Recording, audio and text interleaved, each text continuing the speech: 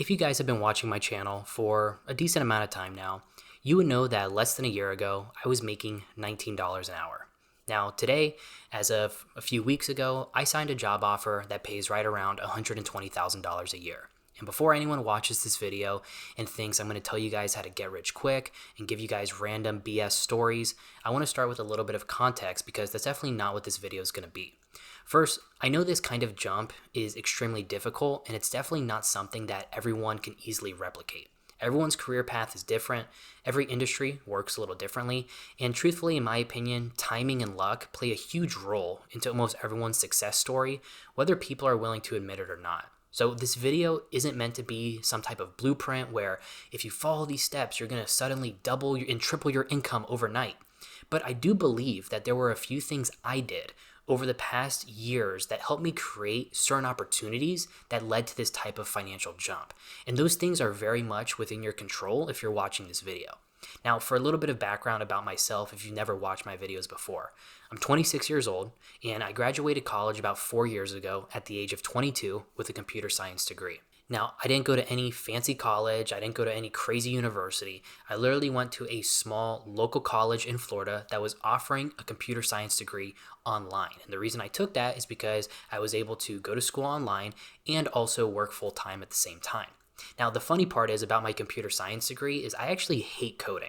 I suck at coding. I've never been good at it. I suck at programming. And truthfully, I was actually going to get my degree in business administration, but I had a pretty close mentor of mine and he told me, he said, look, everyone gets their degree in computer administration or in business administration. You should get a more technical degree. So that's when I switched my degree to coding. Now, once I got my degree, I didn't go down the typical path that a lot of computer science graduates take, where they become software engineers and they start working for FANG companies and they spend all day on leak code and try to land, huge jobs at big tech companies paying $150,000 a year. Truthfully, I got my computer science degree because ChatGPT exists. If ChatGPT exists, I would have failed all my classes. Instead, what I did was I broke into the automotive industry in a much less glamorous way by working as a part-time entry-level data analyst making $19 an hour. And at the time, the job did not feel like anything special. I was 24 to 25 years old, making $19 an hour with a computer science degree.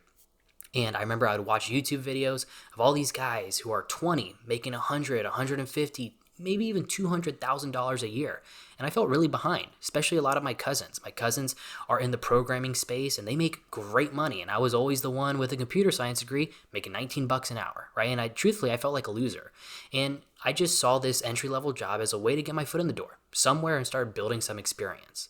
But over the past year, in my opinion, there was a combination of certain decisions I made and certain risks I took that really did open a door to an opportunity to really increase my income. So in this video, I want to talk through some of the things that I think helped make that possible for me. And again, this isn't the perfect formula, but if you're early in your career, just trying to move forward in your career, these are a few things that I believe can make a real difference for you because I truthfully think they made a difference for me.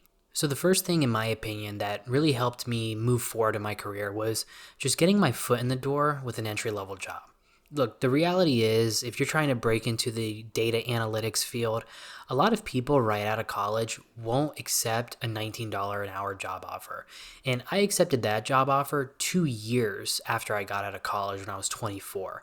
Online and stuff like that, a lot of people have this opinion now that once you graduate college, especially with a computer science degree, you're like guaranteed a six-figure job, right? And I was kind of one of those people too. When I started my career, it was really easy to fall into this trap of searching for the ideal opportunity right away, right? Like you want the job title, you want the high salary, you want the big company, and you want the kind of role that like everyone's kind of impressed with and like looks good on LinkedIn, and just people think like, wow, this person's balling out, right? But early in your career, the reality is that exposure and experience usually are way more valuable than the job title or company you work for itself. The part-time data analyst role that I accepted was not glamorous at all, especially for a grad with a computer science degree who's been out of college for 2 years, right? It paid $19 an hour, and it definitely wasn't the kind of job that people looked at and thought like, wow, this is a great opportunity for him.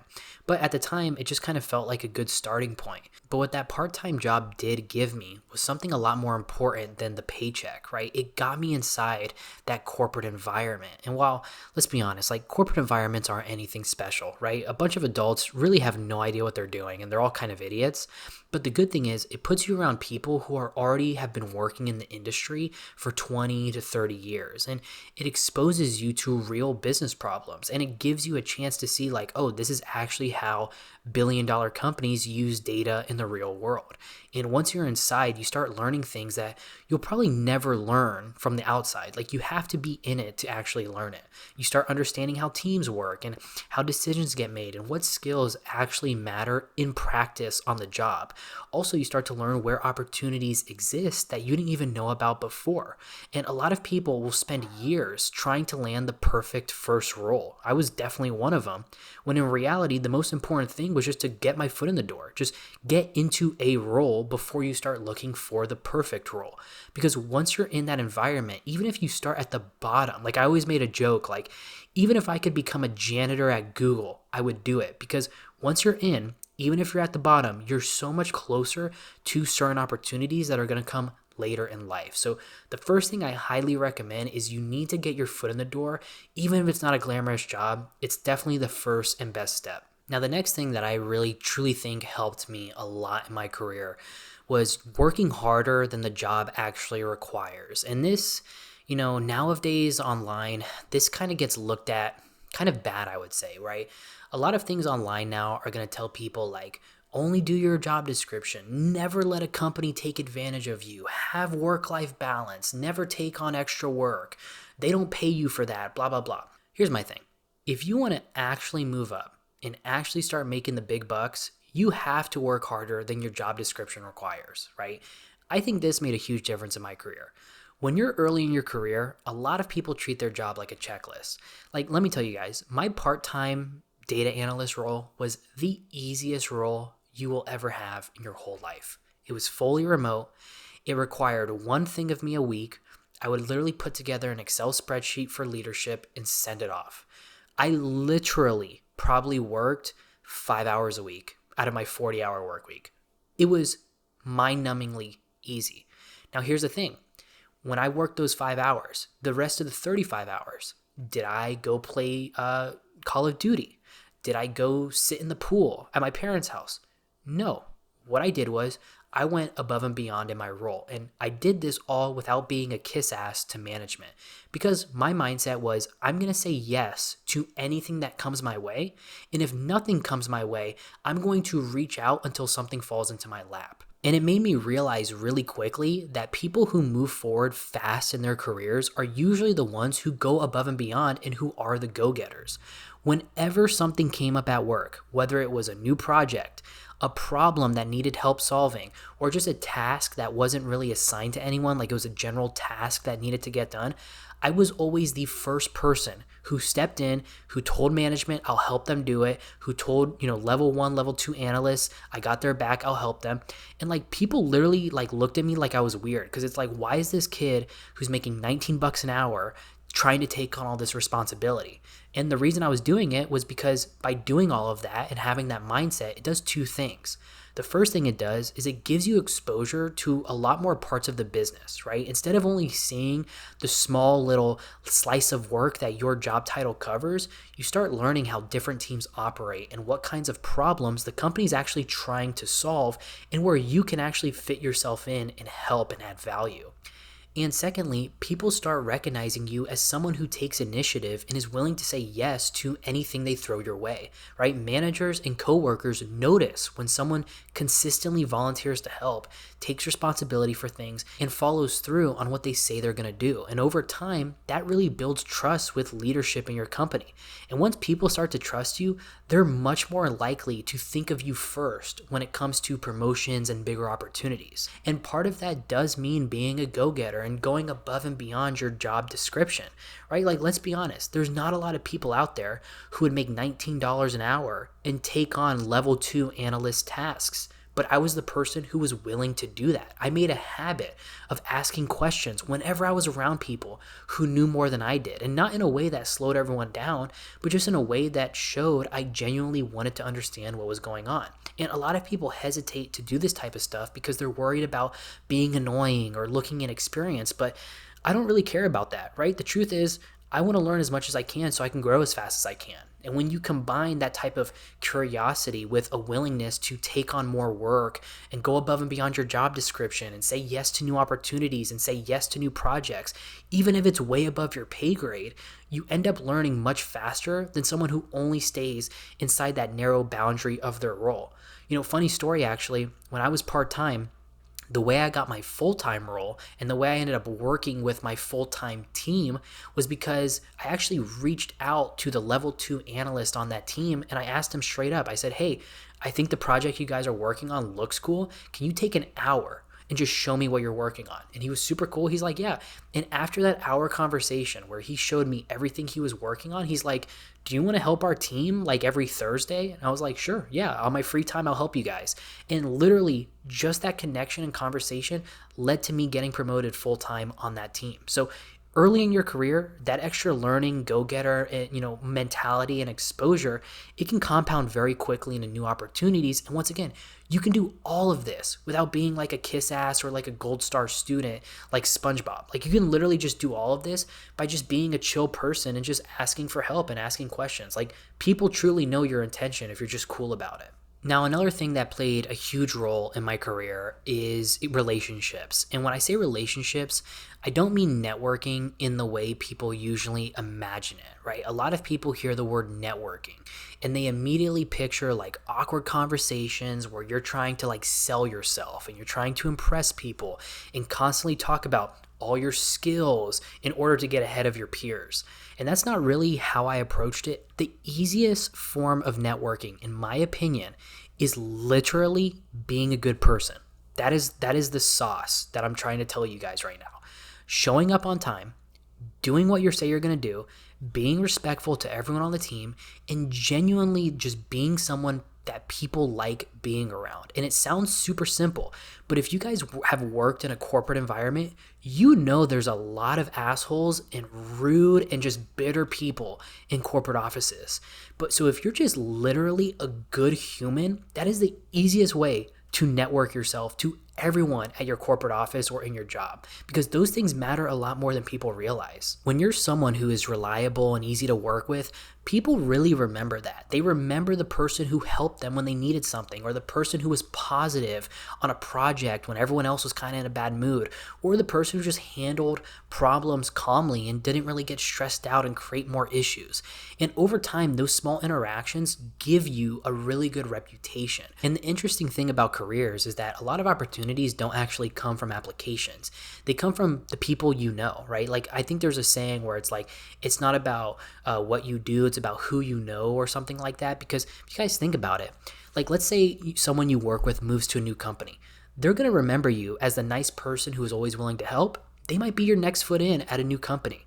Or a manager hears about an opening and thinks of someone they've worked with before. They might think of you first just because you were nice to them on a bad day. Or a coworker recommends you because they know you're someone they can trust to do good work. It's literally that simple. And like this might be the most basic advice ever, but especially if you're working a corporate job, like this advice goes so far because you're building real relationships with people around you. So if there's one thing I've learned, it's that networking does not have to be complicated. You don't need laminated business cards that are made out of metal. Most of the time, it literally just comes down to being someone who works hard, treats people well, and is just a good person to be around. And over time, those relationships end up opening so many new doors that you probably would have never found on your own, or if you were just a not nice person to be around. The next thing on the list here is you have to take strategic risks. And this is everything I told you to this point is more like general knowledge. I would say this is something that's probably the hardest one to actually do, because this is something that it can mean a whole different trajectory for your life, right? Like one of the biggest turning points for me in my career was moving to Arizona. Like if you guys have watched my channel before, watched my videos before, you might know that I lived in Florida my whole life. Till the age of 25, I lived in Florida in the same neighborhood. All my family's on the East Coast. all my girlfriend's family is on the East Coast. And I made the, career decision that it was time for me to move to Arizona with my girlfriend. We moved away from family into a state that none of us have ever been to before. And at the time, it wasn't easy, right? It meant leaving that environment that I was so familiar with, moving away from all my friends and family, and putting myself in a completely new situation. And there was a lot of, honestly, regret and like uncertainty around the whole situation. I mapped everything out perfectly, but if you guys have ever moved before, it's not that simple. And looking back on it, that move ended up being one of the most important decisions in my career because it set everything up to come after. And sometimes the problem is when you stay in the exact same environment for too long, the opportunities around you probably won't change. They're going to stay the same as well, right? Like that was the problem I was running to in Florida, where I applied to over at least 500 jobs in Florida and along the East Coast, and it was always the same companies and the same network of people, and I just couldn't find a job offer. I couldn't land any type of job offer. So moving, it forced me into this completely new environment. But with that came new companies and new industries and new people and new opportunities that I simply would have never been exposed to if I stayed on the East Coast. And after that move, another decision came up that leads me into my new role where I had the opportunity to leave a larger company and join a smaller company. And that's how I'm making more money now. And on paper, the bigger company always is going to look safer, right? It has more name recognition, more structure, and that stability that a lot of people really cherish in their careers because you don't have to worry about layoffs and stuff like that. With smaller companies, there are usually fewer levels of management, there's fewer people competing for the same responsibilities, and often a lot more room for someone to step up and take ownership of things. And when you're at a smaller company, it's a lot harder to stay invisible. Like more is going to be expected of you. And if you're willing to take on that initiative and solve problems, people are going to notice that a lot faster. So funny story, actually, moving to a smaller company, right? And kind of what I'm talking about is when I started with the smaller company, literally the first week of my job was presentation prep and collecting data and insights because week 2, like my second week on the job, I had a presentation in front of all the VPs and the CEO of the company who on my first week actually fired a director because he wasn't producing what the company needed him to. So when you go to smaller companies, it's a lot more work. It's a lot more cutthroat. But at the same time, that's how you grow your income. You have to be willing to take on those certain responsibilities. And, I was suddenly in a position where the work I was doing has such a bigger impact on the business compared to the large company I was working for, where I was, part of a very small team, right? Now I'm closer to the people who are making decisions. I'm closer to the problems that actually need solving for the business.